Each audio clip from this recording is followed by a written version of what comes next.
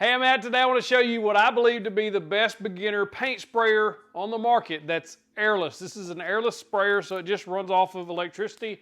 No air compressor needed. This is a HomeRite Finish Max Super. I've had one of these for over 4 years now. This is it. Still works. I still like it. I just bought a new one so I can show you what it's supposed to look like when you get it. I bought this with my own money and I'm not sponsored by HomeRite in any way. If you want to check this paint sprayer out for yourself, I'll put a link in the description below. If you watch the channel or you're new here, we do a whole lot of DIY projects and I've painted a bunch of them with this sprayer on this channel. You can go back and watch those. I really like this sprayer at about $100, give or take a little bit. This thing is awesome. I get messages from people all the time about what paint sprayer to buy after they've purchased one of those that were $30 or $40 and they just don't give you good results. This, on the other hand, gives you excellent results. Is it perfect? No. No, it's not, but it's also just a $100 sprayer. It's not a $500 or $600, $700 paint sprayer. When you unbox it, you're going to get the paint sprayer. You're also going to get this package that includes an extra cap if you wanted to store your paint overnight or something like that. It also comes with a yellow air cap nozzle, and all that does is change the flow of the air when it comes out of the gun. Speaking of the pattern, if you look at the end of the paint sprayer itself, you can twist this in a few different directions. You can make it horizontal, you can make it at a 45-degree angle, and you can make it at a vertical angle. That changes your spray pattern from a horizontal pattern to a vertical pattern, and then also to a round pattern if it's 45 degrees. You'll also get a cleaning brush and you'll get some extra tips in there. The extra tips are how much volume of paint or finish you want to come out of the sprayer. You can change those tips out. It's also extremely easy to change out these tips, and the tips are color coded so that you can easily see what type of tip you need for the type of finish they recommend. They also include an extra needle and the other little tiny piece there that I'll lose and never use.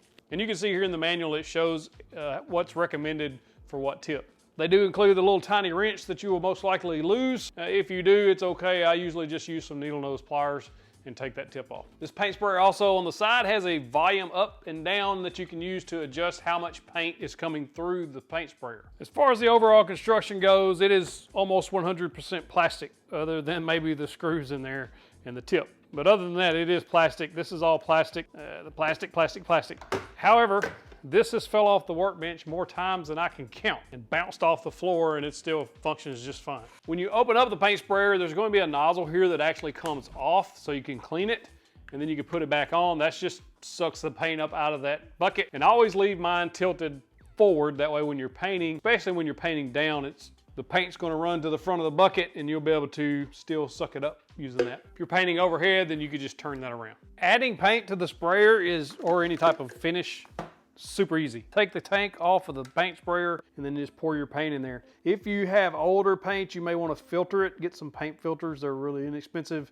I like that the tank is actually almost see-through, so you can actually see the level of paint you have in there. And then it just screws back on. Nice and snug. Let's go paint some. I always recommend wearing a mask or a respirator when you're spraying. I like RZ masks. I've been wearing them for a long time. Link in the description if you're interested in their masks. You will get a little bit of what you think is splatter or not smooth paint. You adjust the flow and a lot of that will clear itself up. If you want that to be a little better, you can thin your paint. I just never do because it always comes out smooth. You can also adjust the paint spray down to where it's barely coming out. As you can see here, I'm barely putting any paint onto the surface, but I can also adjust that back up and get as much paint as I need on that surface and really flood it if I want to. Once you're done, if you got extra paint you don't want to get rid of, you can just put it back in your can. Just dump it back in there is all I ever do. Let me show you how to clean this thing up. All right, so I'm here at my kitchen sink.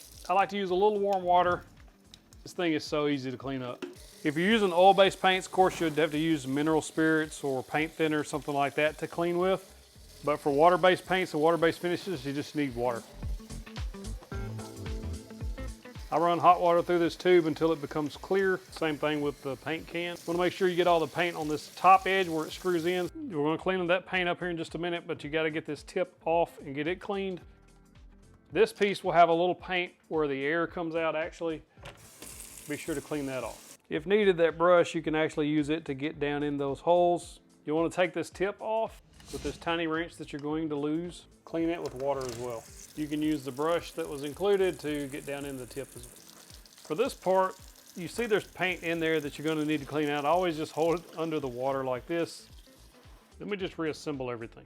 And I fill the can about a quarter way up with water, and then I take it back outside and spray until it's clear. About 10-15 seconds of constant spraying. That just makes sure there's no paint stuck in those tubes, in the needle, any of that stuff up in there.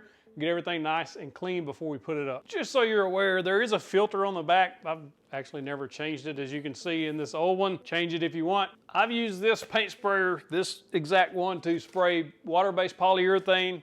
I've used it to spray a bunch of water-based paints, and I've also used it to spray some oil-based finishes on the outdoor furniture and on our deck. Sprays a really good pattern, and it has enough pressure that it actually aerates the paint enough that I don't thin it. You know what time it is. Power tip time. While this isn't a $500, $600, $700, $800,000 paint sprayer, it is a $100 sprayer that will give you really good results. Now, if you're getting an orange peel type finish when you're spraying your paint, one of the best ways to prevent that is I actually take a sanding block or one of those sanding mouse and put 1000 grit or higher sandpaper on there. And then I'll take that sanding block and go over the entire project to smooth that primer out. And then I'll clean the gun up and put paint in there and then spray the paint. What I'll usually do is put 3 coats of paint. Between the second and third coat, I put a new sheet of sandpaper on there and sand the whole thing again and then spray that last coat. It usually comes out really smooth. If you pick this paint sprayer up, you're gonna want to build some awesome projects, and that's where 731 has you covered. Go visit 731woodworks.com. We have easy to follow build plans to help you make awesome projects. And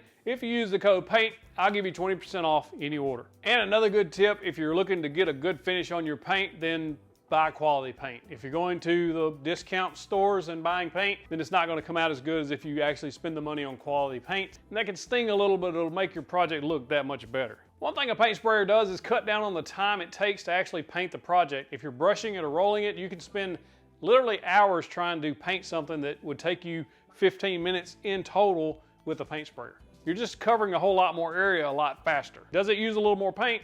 It does, because you're getting a little bit of that overspray, but it's so worth it in the time you're saving. In my opinion, this is one of the best bang for the buck paint sprayers on the market. However, if you have an air compressor and you want an air-powered HVLP spray gun, then these are the ones I would recommend picking up. This is an Aero Pro brand.